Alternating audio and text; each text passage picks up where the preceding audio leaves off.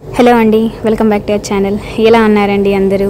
So actually నిన్న చేయాల్సిన పనులు ఉండే అని చెప్పేసి వీడియో తొందరగా అప్లోడ్ చేశానని చెప్పాను కదా. నిన్న అసలు అనుకున్న ఏ పనులు అవ్వలేదు, అన్నీ క్యాన్సిల్ అయిపోయినాయి. నిన్న ఈవినింగ్ చాలా పెద్ద వర్షం పడిందండి మా సైడ్. సో అందుకని ఎక్కడికి వెళ్ళలేకపోయాం. యాక్చువల్లీ నిన్న హాస్పిటల్కి వెళ్ళాల్సి ఉండే, సో అది కూడా క్యాన్సిల్ అయిపోయింది. ఎండలో ఎండబెట్టాను కదండి మునగాకు, అది కూడా తడిసిపోయింది. సో ఇంకా పొడి కూడా చేయలేదు. ఈరోజు కుదిరితే చేయాలి. ఎండ అయితే కొట్టట్లేదు, అది ఎప్పుడైతుందో. చాలా పనులు పెండింగ్లోనే అయిపోయాయి. ఇంకా ఈ రోజు అయితే ఫస్ట్ అయితే వంట చేసేసి పెట్టుకున్నాము.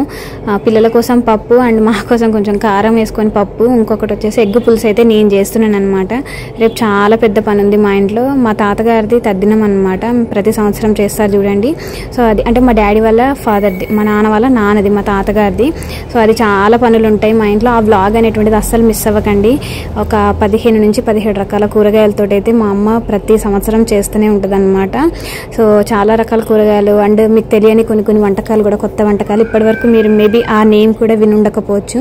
సో అట్లాంటివి అన్నీ ఉంటాయి. రేపటి వ్లాగ్ అస్సలు మిస్ అవ్వకండి. రేపు డిలేనే అవుతుంది. ఎప్పుడు నైట్ పోస్ట్ చేస్తాను, ఈవినింగ్ పోస్ట్ చేస్తాను, కానీ ఖచ్చితంగా చూడండి. అండ్ నిన్న వర్షం పడింది కదా, ఇంకా ఎక్కడికి వెళ్ళలేదని చెప్పాను కదా. వర్షం పడే ముందైతే ఆహా, అసలు ఆ వెదర్ మా ఇంటి ముందు కూర్చుంటే మస్తు అనిపిస్తుంది.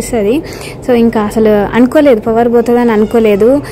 వర్షం కూడా పడుతుంది కదా, మంచిగా ఉంది కదా వెదర్, మంచిగా పకోడీ చేసుకుందాం అని చెప్పేసి అనుకున్నాము. ఇంకా సరే అని చెప్పేసి మా అమ్మని, నేను ఏదైనా చేస్తాను కానీ కూరగాయలు కోయడం పెద్ద ప్రాసెస్. నాకు నచ్చదు కూరగాయలు కోయడం ఎక్కువ. అంటే పకోడీ కంటే ఆనియన్ ఎక్కువ పడుతుంది కదా. చిన్న చిన్న కూరలు అయితే చేస్తాను కానీ పకోడీ లాంటి వాటికి ఆనియన్స్ ఎక్కువ పడుతుంది కదా. అమ్మ నువ్వు అది కోసిస్తే నేను చేస్తాను అని చెప్పేసి చెప్పాను. ఇంకా మా అమ్మ మొత్తం చాలా ఎక్కువ ఆనియన్స్ కోసిచ్చారనమాట. నేను ఒక షార్ట్ వీడియో పెట్టాను కదండి. ఇంకా పకోడీ చేస్తున్న ఆ టైంకి చెప్పాలంటే కరెంట్ పోయింది. ఇంకా పవర్ పోయినా కూడా లైట్ పెట్టుకొని అయితే నేను పకోడీ చేసేసాను. ఒక విషయం చెప్తానండి, చచ్చిన పామును మళ్ళీ మళ్ళీ చంపుతారు అన్న సామెత తెలుసు కదా అందరికీ. నాకు తెలిసి సామెత తెలియని వాళ్ళు ఎవ్వరు ఉండరు. అయితే బాధపడిన వాళ్ళు ఎవరుంటారు చెప్పండి. నిన్న ఒక సిస్టర్ మెయిల్ చేశారండి, అక్క మీ గురించి మాకు తెలుసు, నేను ఇప్పటి నుంచి కాదు మీ ఛానల్కి 1000 సబ్స్క్రైబర్స్ ఉన్నప్పటి నుంచి నేను మిమ్మల్ని ఫాలో అవుతున్నాను, కానీ ఒక్కనాడు కూడా నేను కమెంట్ చేయలేదు. కమెంట్కి అంటే నేను మీ వీడియోస్ కింద కమెంట్ చేద్దామని చెప్పేసి చాలాసార్లు టైప్ చేశాను, కానీ నా నేమ్ అవన్నీ బయటకు వస్తాయి కదా అని చెప్పేసి ఇప్పటివరకు నేను షేర్ చేయలేదు. అండ్ దయచేసి నా మెయిల్ అవి కూడా డిస్ప్లే చేయకండి. అండ్ నేను చాలాసార్లు బాధపడినప్పుడు, కొన్నిసార్లు ఎగ్జామ్ మంచిగా రాసినప్పుడు, ఈచ్ అండ్ ఎవ్రీథింగ్ మీ బాధలో నేనున్నాను, మీ సంతోషంలో కూడా నేను, మీరు సంతోషిస్తే నేను సంతోషించాను. మీరు బాధపడప్పుడు, అప్పుడు గ్రూప్ 4 మంచిగా రాలేదని, గ్రూప్ 1లో రాలేదని చెప్పేసి మీరు బాధపడినప్పుడు ఈచ్ అండ్ ఎవ్రీ మీ ఫీలింగ్ని నేను కంప్లీట్గా అర్థం చేసుకోగలిగాను అక్క. మీరు యూపీఎస్సీ ఎగ్జామ్ అయిపోయింది కదా, ప్రిలిమ్స్, అసలు దాని గురించి మీరు చెప్తారేమో అని చెప్పేసి నేను నిన్న మొన్న ఎగ్జామ్ అయిపోయిన నుంచి నేను వెయిట్ చేస్తున్నాను, కానీ ఒక్కసారి కూడా చెప్పలేదు. మర్చిపోయారు అక్క, మీరు నిజంగా బాధను దిగమింగుకుంటున్నారా, లేకపోతే నిజంగానే ఉన్నారా, మీరు హ్యాపీగానే ఉన్నారా అని చెప్పేసి అడిగారు. పైకి నవ్వుకుంటూ కనిపిస్తాను కానీ లోపల పుట్టెడు దుఃఖంలో ఉన్నాను నేను. కానీ బయటికి అన్ని షేర్ చేసుకోలేను కదండి. ఇప్పుడు నేను బాధపడితే నా వెనకాల బాధపడే వాళ్ళు చాలామంది ఉన్నారు. నా ఫ్యామిలీ, నా హస్బెండ్, నా పిల్లలు, మా అమ్మ నాన్న, మా చెల్లి, మా తమ్ముడు, అందరంటే అందరు బాధపడతారు. యాక్చువల్లీ సగం పకోడీ చేసిన తర్వాత పవర్ వచ్చింది, ఇంకా చేసేసాను. కానీ ఆ టైంకి చాలా లేట్ అయిపోయిందని చెప్పేసి ఇంకా బయటికి అయితే వెళ్ళలేదు. అయితే ఎందుకుండదండి బాధ, నాకు అర్థం కాదు. అంటే నిన్న ఒకళ్ళు కమెంట్ చేశారు, నేను ఆ సిస్టర్ మెయిల్కి నేనేమి ఇట్లా అనట్లేను, పూర్తిగా వంటలక్కగా మారిపోయిన యూపీఎస్సీ ఆస్పిరెంట్ అక్క అని చెప్పేసి అన్నారు. ఎందుకండి అంటే ఆస్పిరెంట్ అయినంత మాత్రాన 24 గంటలు చదువుతూనే కూర్చోాలా, వాళ్ళకంటూ లైఫ్ ఉండదా? అంటే నేను అంటే మొత్తం ఫ్యామిలీని, పిల్లల్ని అందరిని వదిలేసి 24/7 చదువుకుంటూనే కూర్చోవాలా? ఎగ్జామ్ పోయిన ప్రతిసారి నన్ను నేను ఎంత టార్చర్ చేసుకున్నానో నాకే తెలుసు. ఫుడ్ తినకుండా, నిద్ర సరిగ్గా పోకుండా ఎంత దారుణంగా అయిపోయానంటే ఇంకా మా ఫ్యామిలీ వాళ్ళందరూ ఒకటే చెప్పారు, ఈ ఎగ్జామ్స్ ఇవన్నీ కాదమ్మా, ఫస్ట్ మన పిల్లల్ని మనం చూసుకోవాలి. ఇప్పుడు నువ్వు ఈ ఎగ్జామ్ పోయిందని చెప్పేసి ఇంతగానో ఏడుస్తూ కూర్చుంటే ఫస్ట్ థింగ్ అండి నాకు హెవీ హెడేక్ ఉంటుంది. ఇప్పుడు నేను ఏడ్చిన ప్రతిసారి 1 గంట నేను ఏడుస్తే కంప్లీట్ 1 డే నాకు ఆ తలనొప్పితోటి ఇట్లా ఏమంటారు కళ్ళు తిరిగి పడిపోవడం, ఎక్కడ పడితే అక్కడ పడిపోవడం, ఇవన్నీ జరుగుతూ ఉంటాయి. సో నేను ఇట్లా ఎన్ని రోజులు ఏడుస్తా కూర్చోవాలి, ఎన్ని గంటలు ఏడుస్తా కూర్చోవాలి చెప్పండి. నాకంటూ ఒకటి ఉంటుందండి, నేను ఇప్పుడిప్పుడే అన్నీ వదిలేసి ఓకే మనం ట్రై చేసాము, ఏదో వీడియోలో మీకు చూపించడానికి కేవలం చదువుతున్నట్టు అట్లా చేసి అట్లాంటి మనిషినే కాదు. మీ అందరికీ తెలుసు, అన్న వాళ్ళకి మాత్రమే నేను ఈ మాటలు అనేటువంటి వాళ్ళకి మాత్రమే వెళ్తాయండి, మిగతా వాళ్ళు ఎవ్వరికి కాదు.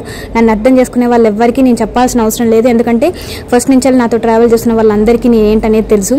నా సైడ్ నుంచి నేను ఏదైనా ఎగ్జామ్ ఉంటే 100% ఎఫర్ట్స్ పెడతాను.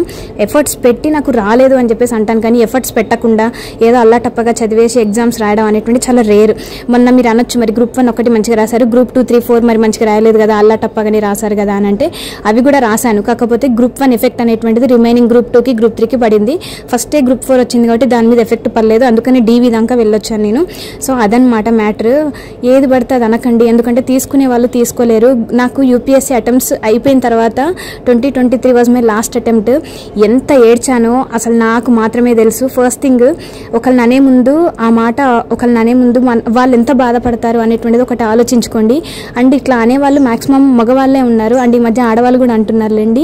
మీకు అర్థం కాదండి, అంటే పిల్లల్ని చూసుకుంటా ఇంటికి వెళ్ళి చాకరీ చేసుకుంటా వితౌట్ సపోర్ట్ మేబీ ఉంటారు, ఖచ్చితంగా ఉంటారు, నేను ఉండరు అని అనట్లేను. ర్యాంక్ అచీవ్ చేసిన వాళ్ళు, మంచిగా పోస్ట్ వచ్చిన వాళ్ళు ఉన్నారు, గవర్నమెంట్ జాబ్ చేస్తున్న వాళ్ళు కూడా ఉన్నారు, 3 పిల్లలతోటి కూడా గ్రూప్ 1 క్లియర్ చేసిన వాళ్ళు కూడా ఉన్నారు, UPSC కూడా క్లియర్ చేసిన వాళ్ళు ఉన్నారు. కానీ వెనక సపోర్ట్ ఉండాలండి. నేనేంటిదంటే నాకు వస్తుందో రాదో తెలియదు కదా, అట్లాంటప్పుడు నేను అసలు మమ్మీ డాడీకి అసలు హెల్త్ సరిగ్గా ఉండట్లేదు, వాళ్ళే చూసుకోలేని పరిస్థితిలో ఈ టైంలో నేను నా కోసం, నా కెరీర్ నిలబెట్టుకోవడం కోసం వాళ్ళని ఇబ్బంది పెట్టదలుచుకోలేదు. ఇది మీకు ఎన్నిసార్లు చెప్పినా అర్థం కాదు. సో నన్ను ఏంటిదంటే సొసైటీలో ప్రతి ఒక్కరు మనల్ని అర్థం చేసుకోవాలి అని చెప్పేసి అనుకోవడం కూడా it's not at all correct. So I can understand. అంటే మేబీ మీరు ఎప్పుడు ఈ రకంగానే ఆలోచిస్తుంటారు కావచ్చు, కానీ అట్లయితే లైఫ్ అయితే కాదండి. అన్నీ ఉండాలి. మనము కేవలం జాబు చదువు అనే కాదు, అన్నీ ఉండాలి లైఫ్లో. పైకి ఇట్లా కనిపిస్తున్నాను కానీ లోపల తెలియని అసలు ఎంత బాధ ఉందో మీకు అసలు చెప్పినా కూడా అర్థం కాదు. ఇప్పటికీ మా హస్బెండ్ అంటారు, మొన్న UPSC ఎగ్జామ్ రాసి వచ్చిన తర్వాత క్వశ్చన్ పేపర్ చూసుకున్నావా ఎట్లా ఉంది అని చెప్పేసి అంటూ 2-3 అన్నారు కూడా.